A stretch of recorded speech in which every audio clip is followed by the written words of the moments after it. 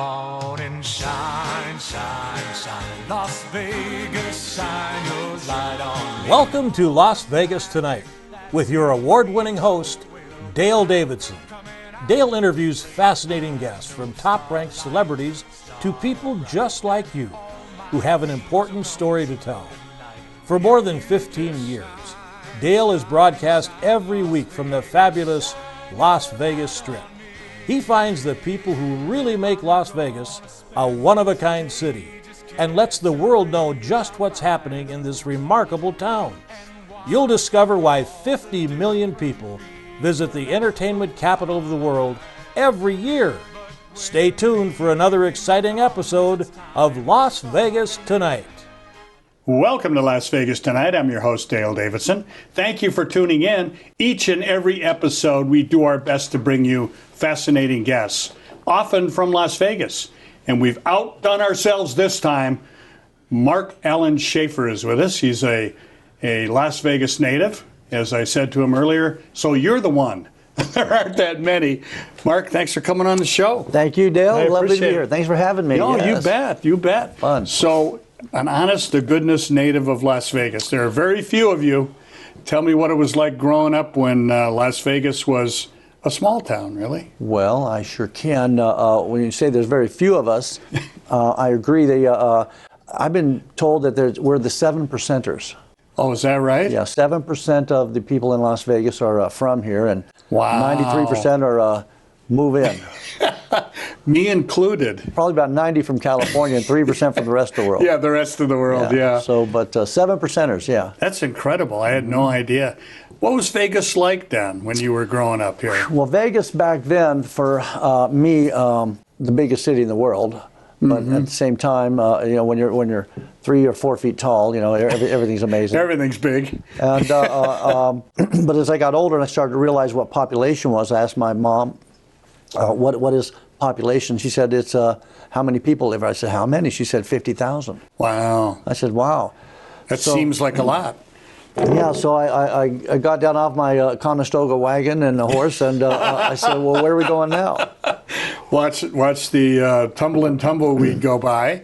And speaking of that sort of thing, you were telling me that Rainbow Boulevard, which is in Midtown now, not too far from where we are, was a dirt road or a gravel road? Junior high school, I went to Cashman Junior High, and we took the bus to school and rode down that gravel road of Rainbow to get there. And I used to sit on the back of the bus and watch the dust swirls behind the bus, and was fascinated with those and how that was happening. And that was a long time ago, yeah. Now you kind of, reading your bio and doing a little bit of research on you, you have a great life story, but it started out pretty tough, didn't it? You had kind of a tough growing up. Yeah, my dad left at 3 and moved back to Florida, where my original family is from. And my mom raised myself and my 3 sisters here on welfare and government housing, and so there were challenges. There was a lot of stress and pressure on mom, and to all those single moms out there, I'll tell you, nothing I got. God bless them for what they do. I think we need a bigger support system now for single moms, because when a mom goes single, she's on her own, and there's not really a lot of help in this town or any town that I know of. But another story there. But mom raised us all real in the best she could. Sure. We grew up on welfare with government food and food stamps, and I remember going down in her station wagon to help her pick up this powdered bags of food, and it was the worst day of my week because I hated that food.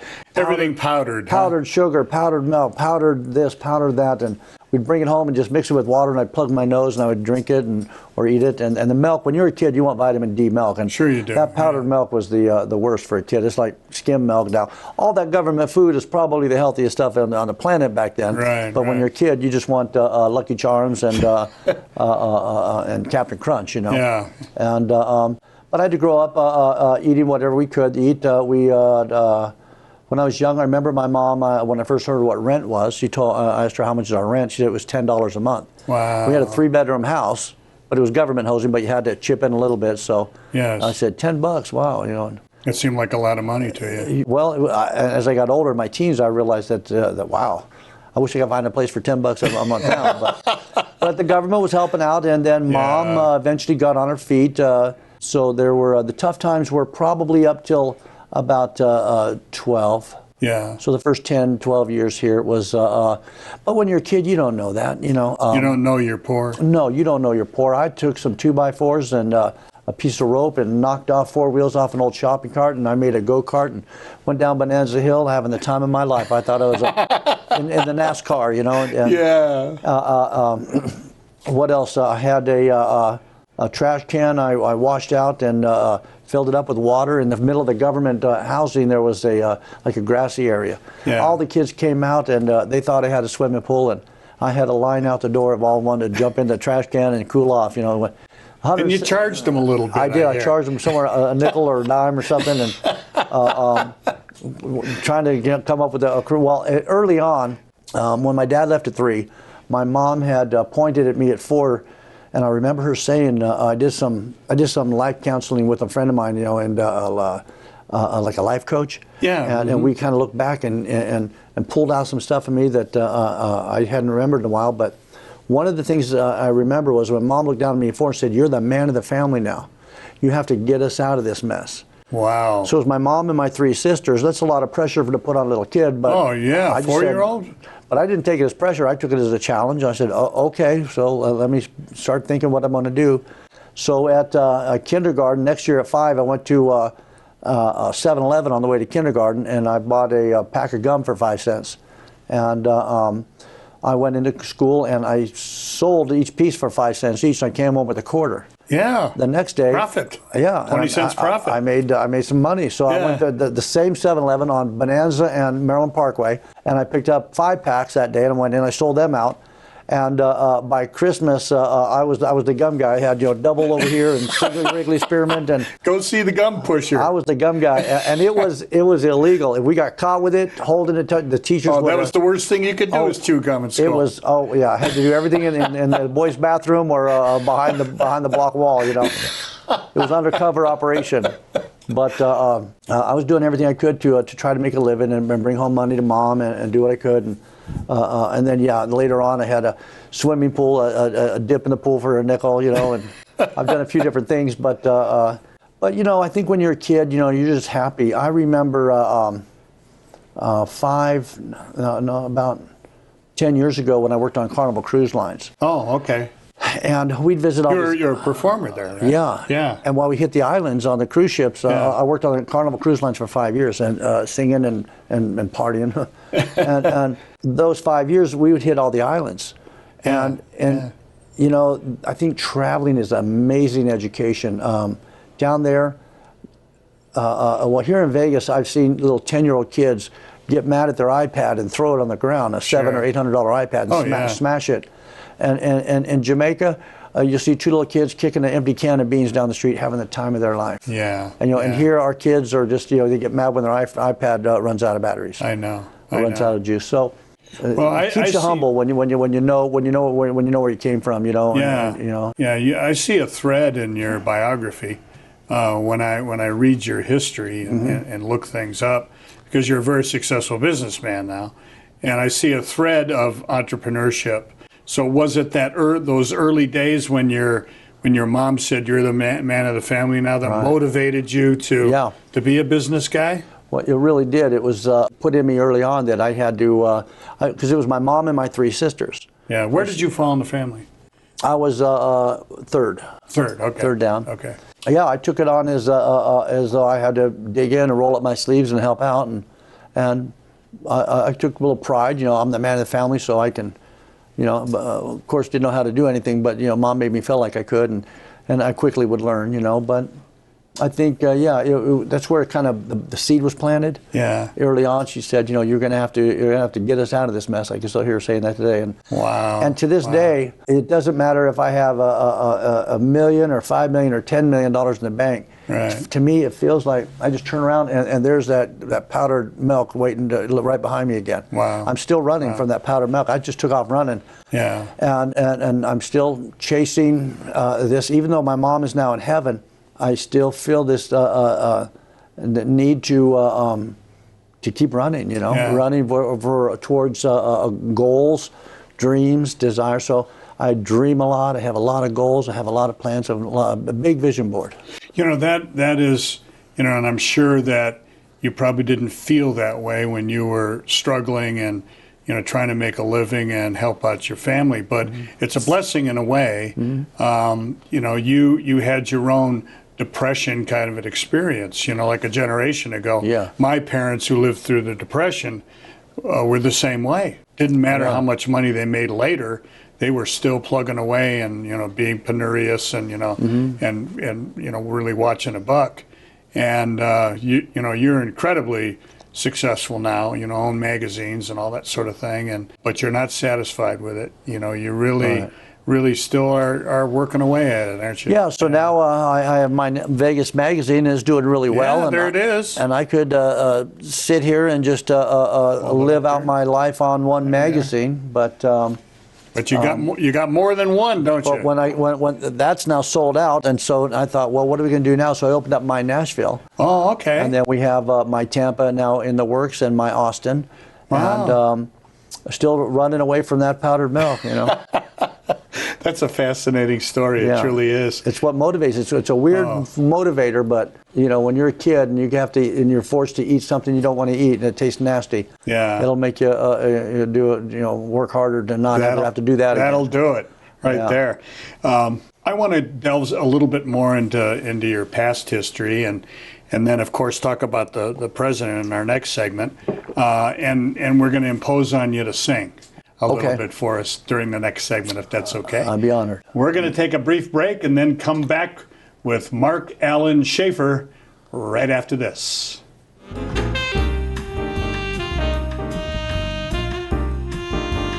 Hi, I'm Dale Davidson, host of Las Vegas Tonight. Radio has an enduring place in the heart of America. Sometimes it's music that can enliven your spirit or keep you company when you need some. More often for me, it's just been the right spoken word or two that can quiet my mind and soul. Radio brings me a reassuring word in the quiet of night or a welcoming voice early in the morning as I shake off the night's sleep and find my way into God's purpose for my day. And always, I find the best radio station is the one that brings me the best news, the gospel of Jesus Christ. My favorite radio station is KKVV in Las Vegas, Nevada. It's still right where it's been for years at 1060 on the AM dial, hovering over Sin City like a gospel airship, broadcasting the good news of the abounding love that Jesus Christ has for every single one of us. No matter who you are or where you live, you can receive God's Word via the KKVV Gospel Airship. Just go to kkvv.com and click on Listen Live. KKVV is using all the tools that God's provided them, like podcasting and video streaming and video on demand, to produce programs that lift up our fellow believers and save the lost. If you feel a calling to speak to others about Jesus Christ on your very own show, pick up the phone and call the station. They'll be happy to tell you how. Call KKVV today at 702-731-5588 or drop them an email at kkvvradio@hotmail.com. Please join me in becoming part of the KKVV family. You'll be glad you did.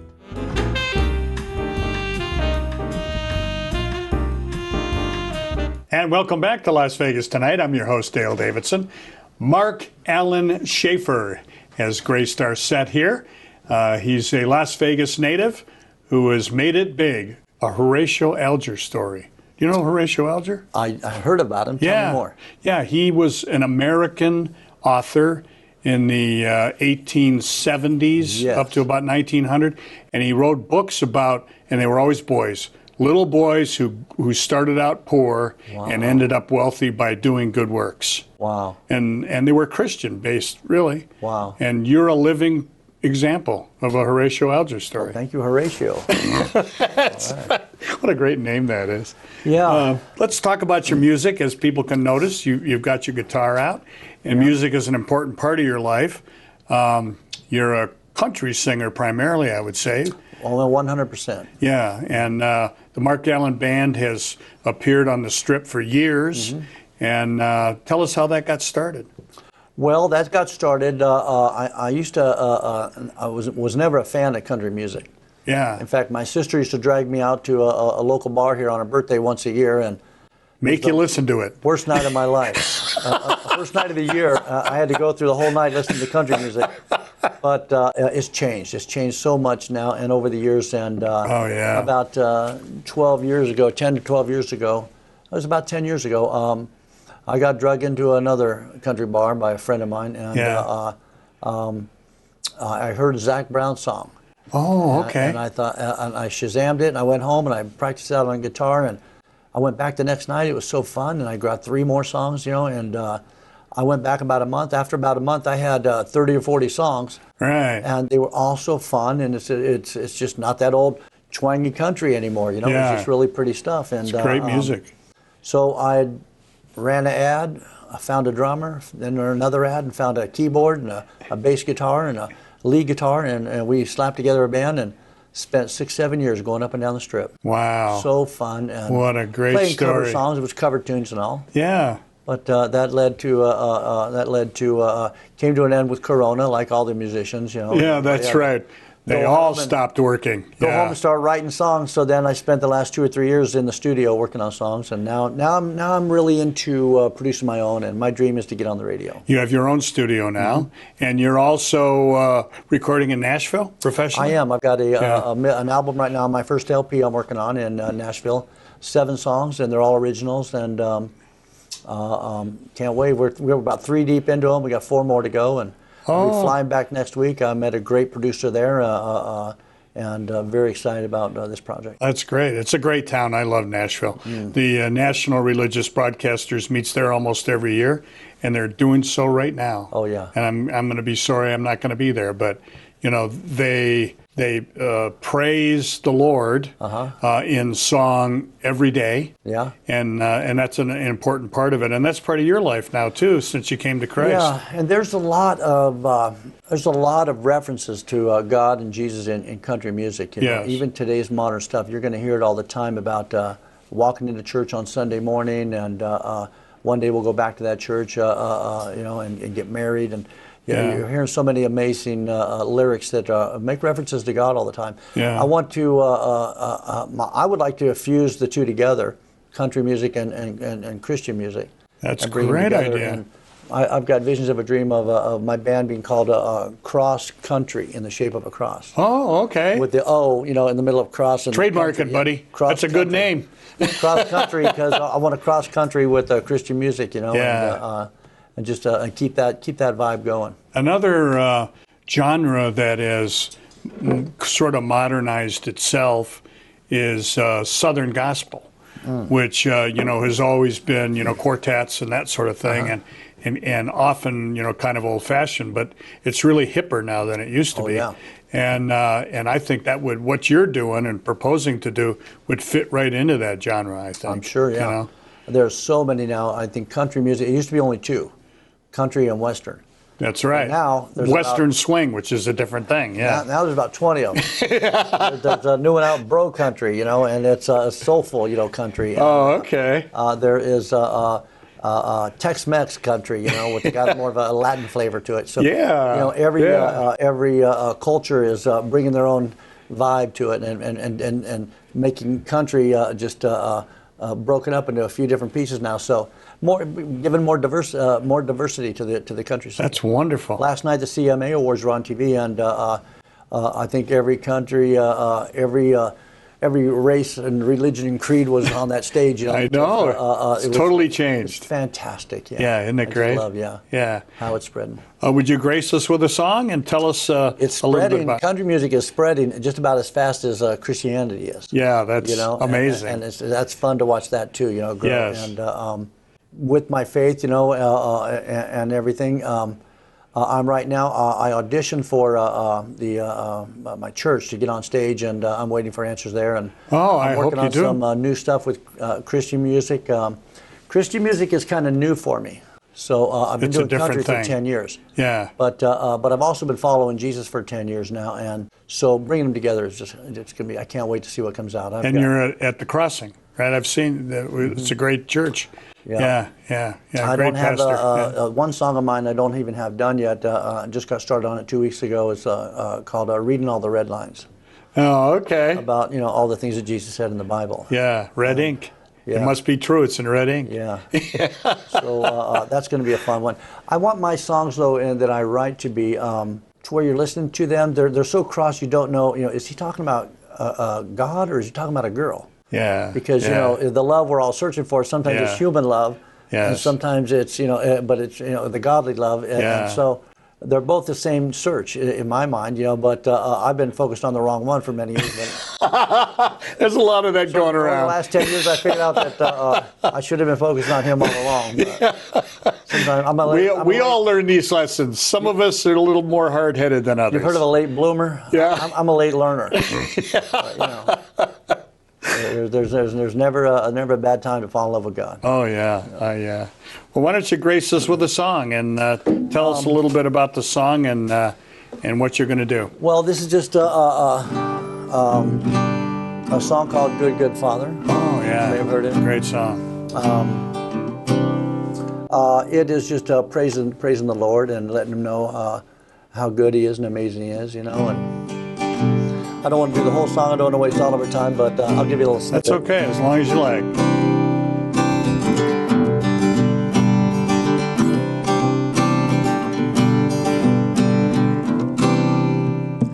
Well, I've heard 1,000 voices to tell me what you like, and I've heard the soft whisper of love in the dead of the night, and you tell me that you're pleased and that I'm never alone. You're a good, good father. It's who you are. It's who you are. It's who you are, and I'm loved by you. It's who I am. It's who I am. It's who I am. You're a good, good father. It's who you are. It's who you are. It's who you are, and I'm loved by you. It's who I am. It's who I am. It's who I am. Don't you know you are perfect in all of your ways? You are perfect in all of your ways. You are perfect in all of your ways to us.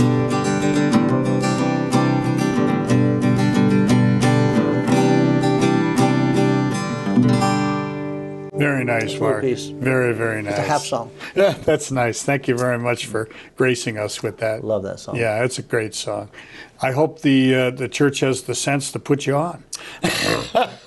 I hope it's a tough one. There's a lot of guys with guitars who want to get on that stage. Yeah, that's right. And it's free, it's volunteer. It's still the toughest. Yeah, I know stage it's to get a on, tough gig to get. Yeah. It really, truly is. Let's talk a little bit about your faith journey.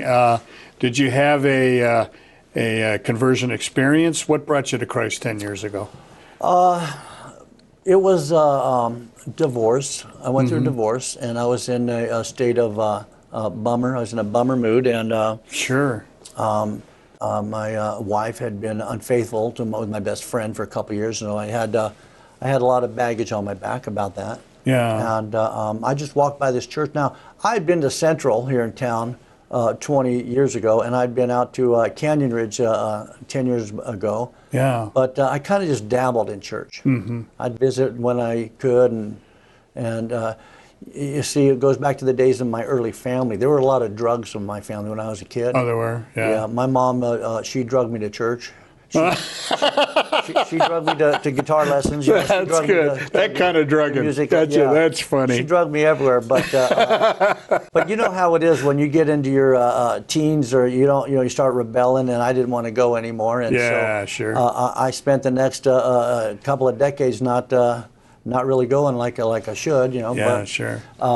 It was 10 years ago when I was driving by this. I'd moved out of my house after the divorce, got into a new house, relocated, and I was just driving through the neighborhood, and I saw this big building, and I thought, what is that? And is that a church? And so I went in on the next Sunday and watched the pastor there. And for the first 2 years, I just was taking notes. This guy was phenomenal. He reminded me of Gene Apple. His name's Pastor Shane over at Crossing Church. Yeah, I know him, yeah. And Gene Apple I'd met way back in the day. At Central. At Central. Yeah, And then, which later on I dabbled into Canyon Ridge. But this guy got me all the way after 2 years. And I joke around. I say, you know, after 2 years I looked around and said, am I in a church? Because this guy was a motivational speaker, and he just brought me to a good place every time. Yeah, Shane's a great preacher. Yeah, it was just fascinating. Yeah. And so I got hooked on Shane, as I say, and then I got hooked on the church. And then they said, "You want to go to a mission trip? Do you want to get baptized? We got things you can do." And I didn't even open my eyes for 2 years. I was just focused on him. Yeah. So with that said, that's what happened. And then I have written down every year a takeaway from my church of things that the most amazing that happened to my growth. Wow. Like a growth chart of every 10 years. And there was one year where I learned all about what a judge I was. The first couple of years I was judging people, and I didn't know that. Yeah. And now I learned how wrong it is for me to judge people. Right. And I'm not the judge; he's the judge. You know. Yeah. And so then I had to go through this other process of learning how to forgive other people. Yes. And forgiving my ex-wife was really tough, but God and Shane showed me how to do it. God, working through Shane, had one day that was amazing. It was just, you know, some days you go to church and the message isn't about you. Some days it's kind of about you. Other days it just hits you right in the bullseye. Right. It's like you look like, left how did and he right. know this? You know, are you about talking me? to me? How did Yeah. he, I think he's talking to me. You know. Yeah. And that was that day. That's the best preaching. I walked out of there with complete forgiveness for her and everybody, and for the secretary that was late, for the client that didn't pay their bill. I learned how to forgive others. Yeah. But that was just a lesson for that year. The next year I went through another big thing where how to forgive myself. And that was a whole nother lesson. I have one year where I fired my devil. My mom told me when I was a little kid, you get an angel on one shoulder and a devil on the other, and you better watch yourself because you can get in trouble with the devil. That's right, you can. So I grew up most of my life thinking these are my two coaches, and and sometimes I talk to this one, sometimes I talk to that one, you know, that one got me in trouble. And of course. So one year at Crossings about 3 years ago, I looked up at God and I prayed, and I said, you know, I fired my devil is what I call it. I fired him, got him off my shoulder. I prayed to God to please send me down another angel. Now I've got two angels on my shoulder. Oh, what a blessing. So all my decisions now are based on, you know, when I look and listen, talk to my two coaches now, if there's a $100 bill laying on the floor and that man's walking away, he just dropped it, you know, there's no question what to do. You know, sir, you dropped 100, you know, and just call it right out. So I don't, I have, it's a whole new life. It's what a blessing that is, truly, isn't it? And really, really. And when you reach a point like that where your secret life is the same as your public life, that's just a remarkable thing. The other thing we all need to remember is when we profess Christ, people keep an eye on us, don't they? Yeah. They watch and say, what does a Christian life look like? Yes. And I found out that you were a Christian by watching your Facebook. You know, really years ago when you would say, when you were on a mission trip, you know, and you were in Mexico, I think the first time that I saw. And then that said to me, well, you know, Mark Alan Shaffer is a Christian because you don't do this just for the fun of it. Right. You know, this is this is hard work. Yeah. And so, you know, you've been living it. And we've noticed, by the way.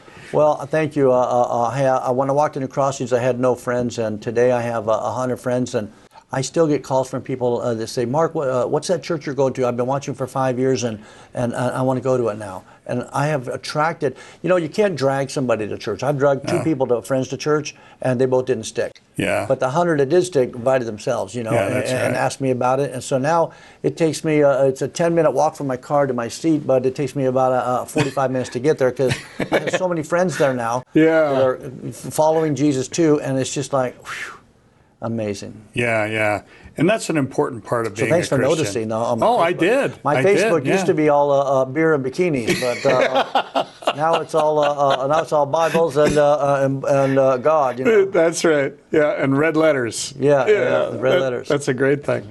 We just have a minute or so left in this one, in this segment. You want to play us out? Sure. Yeah. I got a song at the, it's a country, though. Is country all right? Okay, sure. We love country. I always like to ask first. Because you never know, and sometimes it's not everybody's cup of tea, you know. Yeah. But it's definitely mine.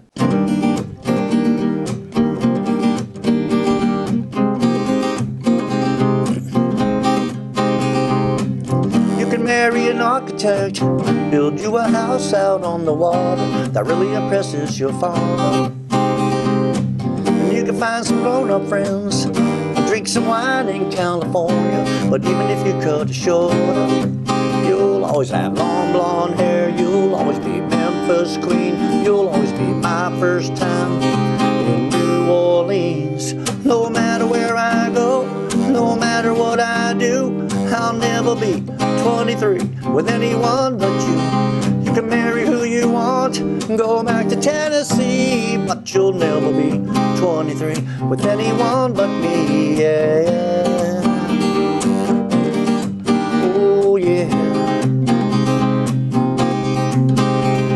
You'll always have your first last name standing in that July rain, telling me your mind has changed, but in my mind you're still the same with long blonde hair. You'll always be Memphis queen. You'll always be my first time in New Orleans. No matter where I go, no matter what I do, I'll never be 23 with anyone but you. You can marry who you want, go back to Tennessee, but you'll never be 23 with anyone but me, yeah. Okay, studio audience. That's it. Nice job.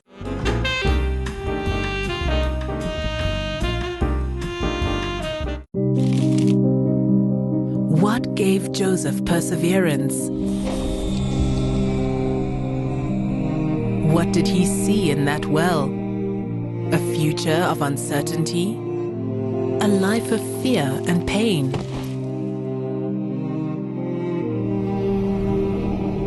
Yet even when he was sold, he never gave up. Even after he was wronged, he did what was right. Even when he was all alone, he chose to believe. How did he find the will to carry on? Was it the promise? The dream? Or maybe it was his faith in God that helped him. Despite his circumstances, God used Joseph to influence the world. His story is a reminder that God is never far from us. That he is always in control, and he is always working, even when we don't see it. Alpha and Omega. You have no beginning, you have no end. Before the foundation of the world, you chose me, adopted as your child through your Son, Jesus Christ. I deserved death, yet you showed me grace. I deserve your wrath, yet you demonstrate love. My God, this whole world may fail, but you remain the same. The love of an everlasting God is my firm foundation. Whom shall I fear?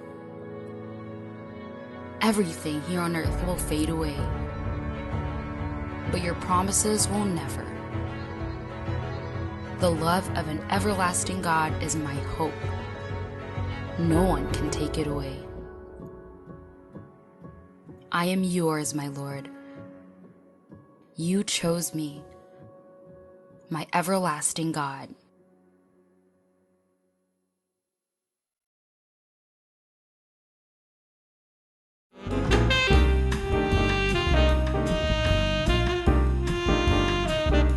Welcome back to Las Vegas Tonight. Mark Alan Shaffer is on our set, and boy, it's really been a blessing to have him here with us.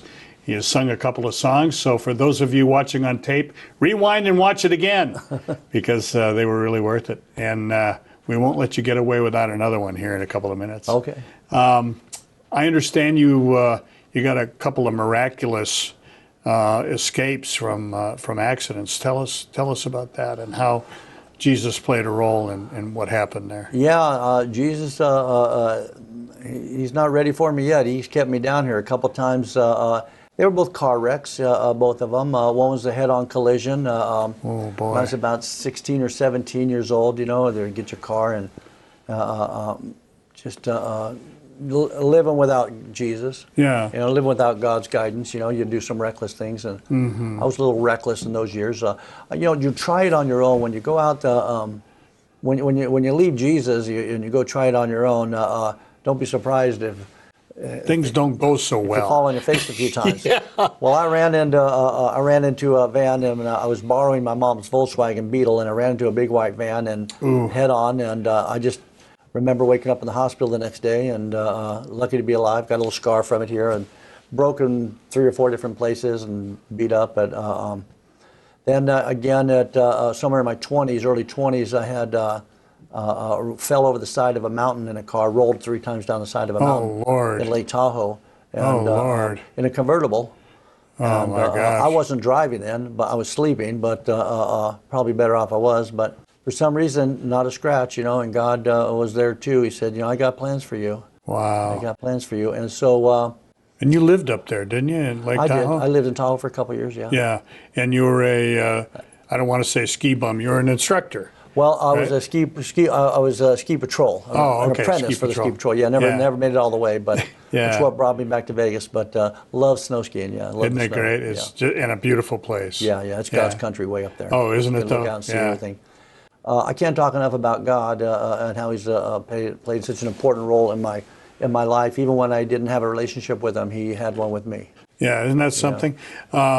When there are people watching, obviously, who have no real knowledge of Jesus and no training in knowing what Christianity is all about, what would you say to them if they're searching, if they are seekers of Jesus, which you were when you discovered your church and started showing up on a regular basis?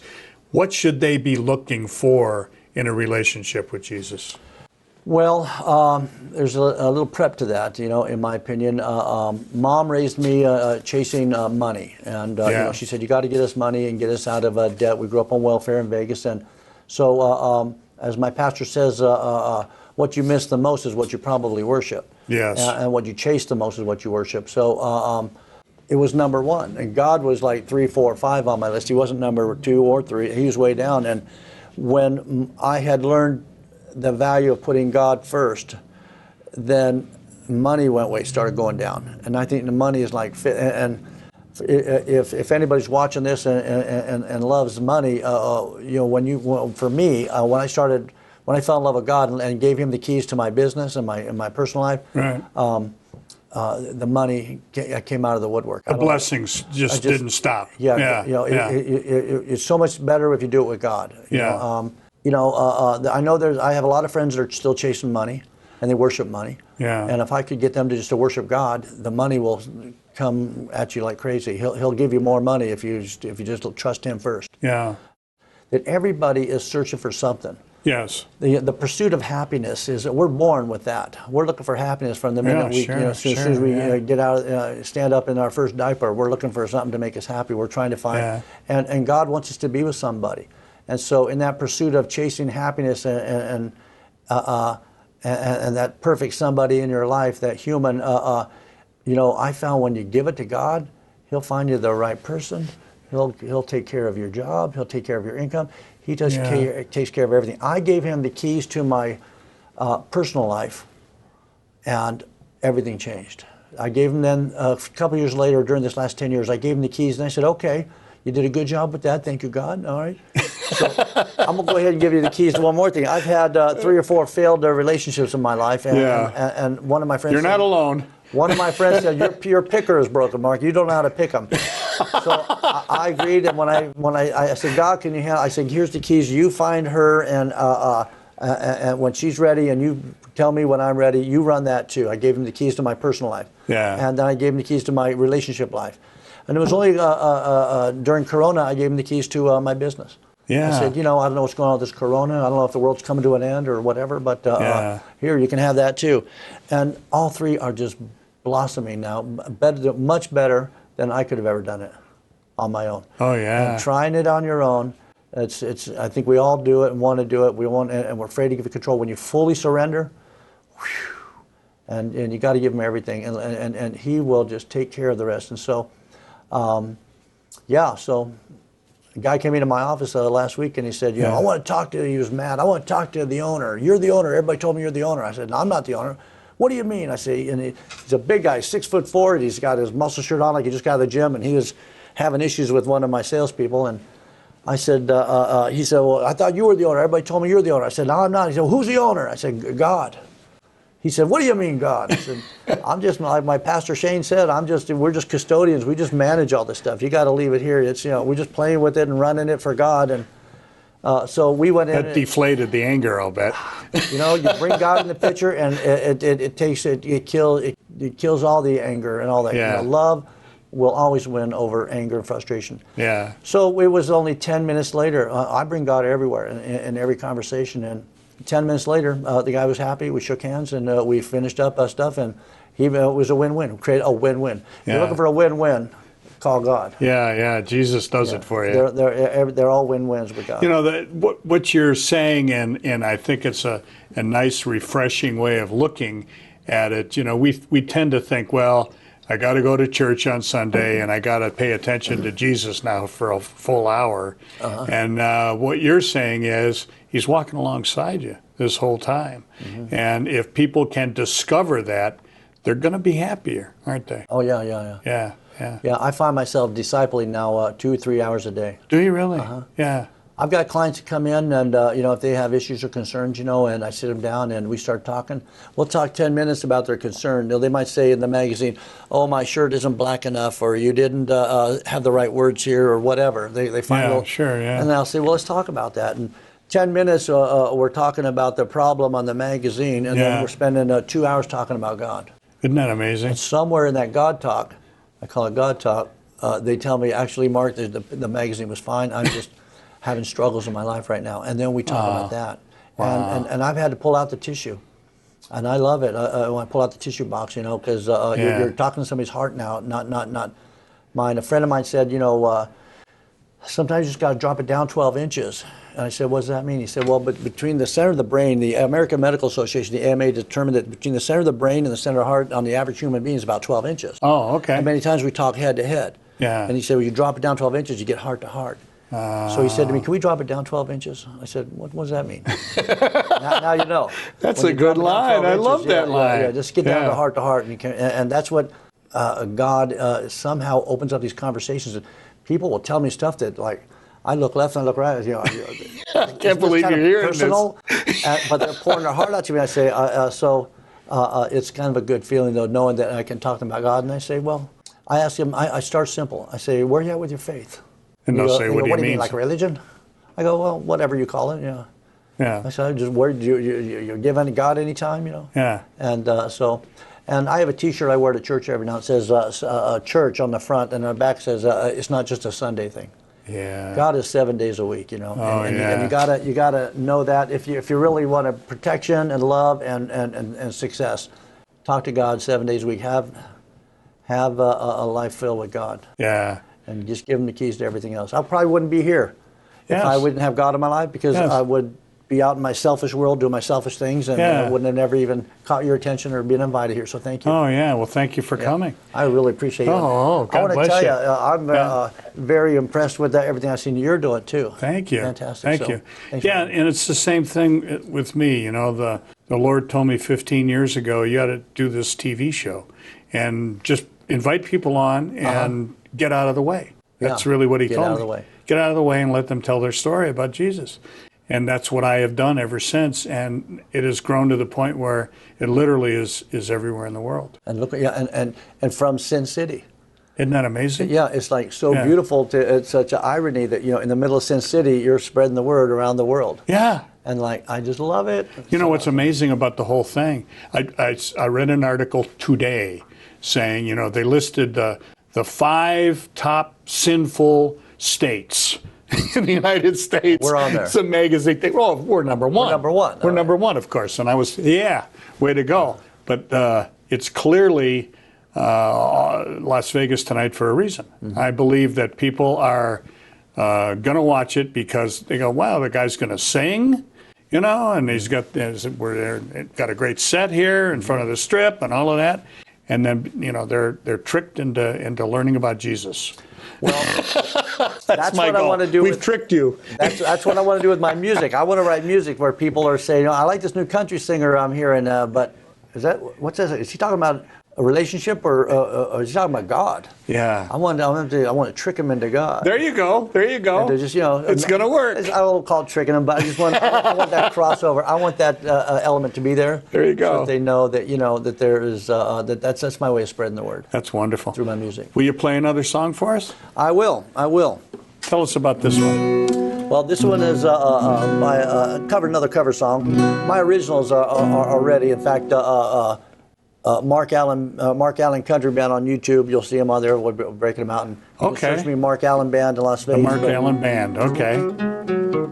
Yeah. But so I'll just give you this cover here as we close out this segment. Yeah.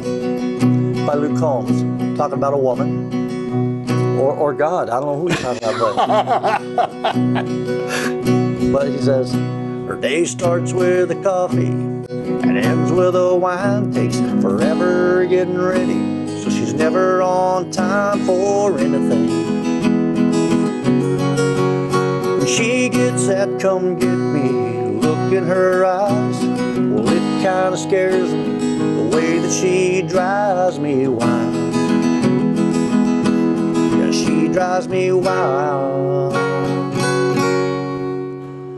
Beautiful, crazy, she can't help but amaze me. The way that she dances, ain't afraid to take chances, wears her heart on her sleeve.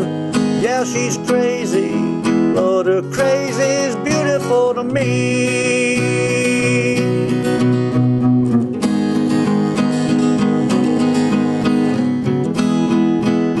Her crazy's beautiful to me.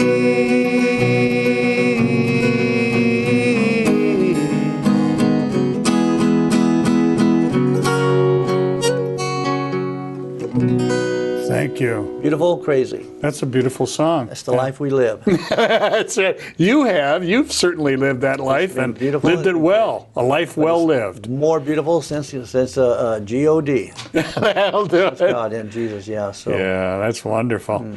Speaking of which, we only got about 3 minutes left in the show, and I'm going to impose on you if you don't mind. That's your camera right there. If you'd address the camera, talk to the audience about Jesus. Lead them in the sinner's prayer if that's what you want to do, or whatever the Lord puts on your heart.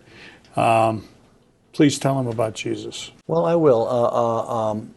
I'll tell you, there is no other better business partner. There is no better other life partner. You know, for many of my friends, I see them chasing, they're lost. Like a lot of my friends, and I love them to death, and I was lost. They're lost. Yeah, you can run around this planet for 20, 30, 40 years and just being lost, looking for your purpose, looking for your answer, and God has that, you know. And for me, it was just transformational. You see these some people, they go through like a physical transformation. They'll lose, like a 300-pound woman will get down to 105 pounds, and they call that transformational. That's a physical transformation. But when you have a godly, the inside of your body and your heart and your head also, in my opinion, needs to be transformed too. When you're sad, you're lonely, you're having failed relationships, you're having money struggles, you're having just struggle after struggle, and trying it on your own is, I think we all have done it. And I'm God's witness that there's nobody as amazing as God in your life. And when you have God in your life, He'll put all that stuff behind you and give you a whole new life, and you can start over fresh. And I cannot impress upon anybody to know that He is there for you. He's protecting you and serve you and love you and take care for you and fight for you. And I have a funny saying I tell people now that God and I made an agreement one day that I'm 5'9", and I would handle all the problems from 5'9" down, and everything above that he would take. I tell you, I like that. That's great. I have nothing, so my problems are small now because he takes all the big ones. If somebody comes at me, when Satan comes at you and he attacks you, I just look, I say, God, you're going to have to take him. I got to get the trash out before the trash man comes. My only problem now is checking the mail and taking the trash out. Other than that, God is handling all the big stuff, and if you want God to handle your big stuff, just to give God a chance. Wow. Thank you, Mark. That's very well done, and you need to listen to him.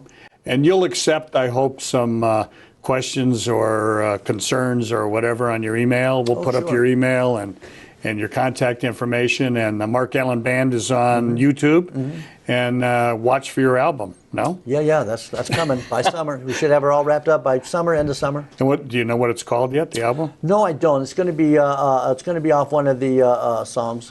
Oh, okay. I'll give one of them the title track. Okay, that's great. It might be called Ooh La La.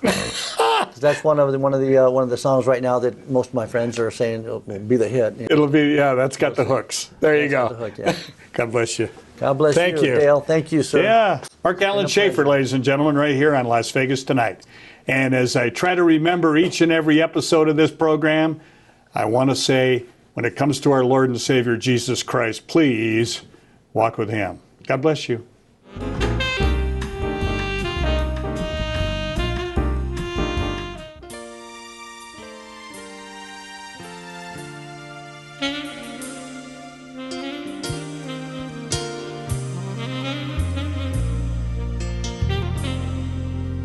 Country grace in a holy place, a shining star on heaven's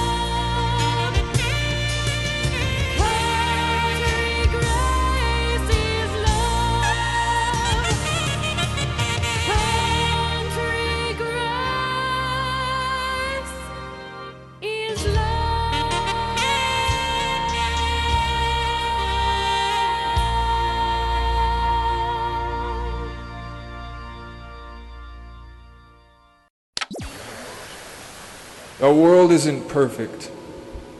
Just watch the news. Evil is everywhere. Now, at the core of who we are, we all know and feel these things to be wrong. But why? Why do we agree that some actions are wrong? Where did we get our standard, the moral code that tells us good from bad?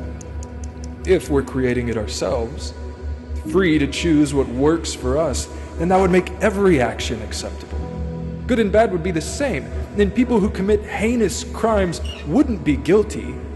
They'd simply be doing what's right for them. And yet we say they're guilty.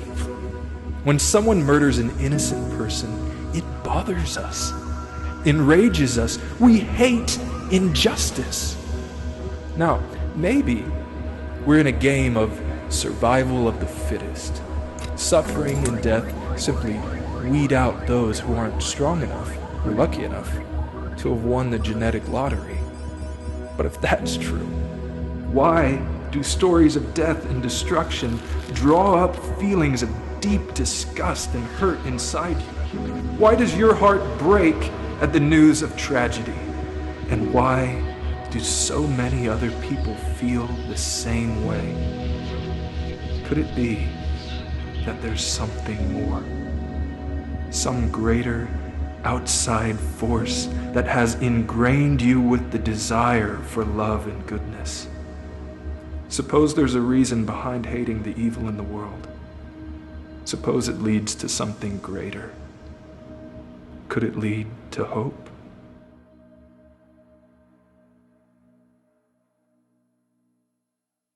Morning shine, shine, shine. Las Vegas, shine your light on me. You've been watching Las Vegas Tonight with your host, Dale Davidson. We hope you've enjoyed this edition of our show. We so appreciate your loyalty to our program. To keep Las Vegas Tonight on the air, please go to our website, vegassaints.org, and click the Donate button. To send a check or money order, please make it out to Dale Wynn Davidson Ministries and mail it to 9030 West Sahara Avenue, Suite 255, Las Vegas, Nevada, 89117. To suggest a guest to appear on the show or any other suggestions or questions, write to Dale at dalewdavidson@yahoo.com or call him at 702-480-3989. Shine, Las Vegas, shine.